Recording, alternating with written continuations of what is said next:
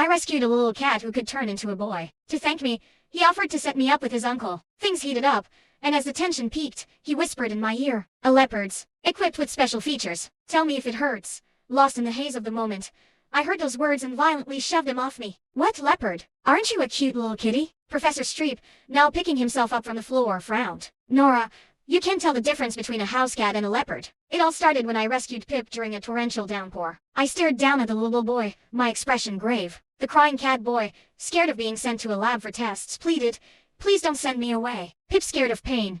My heart melted. I scooped him into my arms, promising I wouldn't give him away. "But you have to tell me, what's the deal with these ears and a tail?" Sniffling, Pip reached up to touch his ears and tail. "These? Yes, everyone in my family has them. A grown-up like you should be able to hide your tail really well. Mommy says I'm still little, so my control is not so good." My brain short-circuited. Everyone in his family. So, he wasn't the only one? Had the world gone mad? Or was it me? While feeding him, I avoided anything that might upset a feline stomach. Pip suddenly leaned in close. "Miss, are you single? To repay you for saving my life, I want to introduce you to my uncle. He's handsome and rich." I placed a hand on his forehead and pushed him back. "You just focus on your dinner. I'll figure out how to get you home." "But my uncle is really handsome."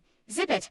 He finally quieted down. Just then, the doorbell rang. I quickly draped a blanket over Pip. An imposingly tall man stood there, radiating an intimidating aura. I had to crane my neck to look at the buttons on his shirt. "You found a child today," he stated, his tone making me feel like a thief instead of a rescuer. "Who are you?" I stepped forward, blocking his path. "If you don't explain yourself, I'm calling the police."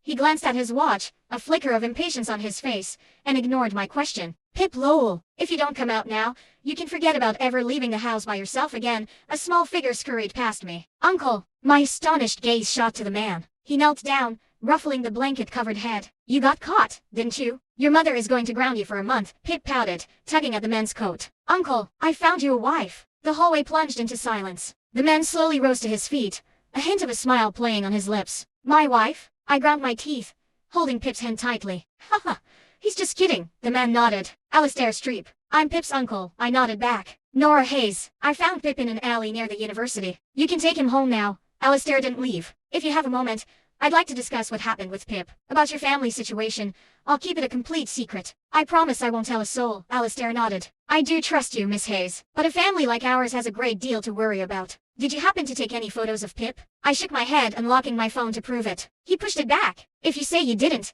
then you didn't." "I believe you." I had to ask, can people like you, non-humans, live among regular humans? There are more of us than you might think. We hide our true nature in human society. We have our own governing bodies,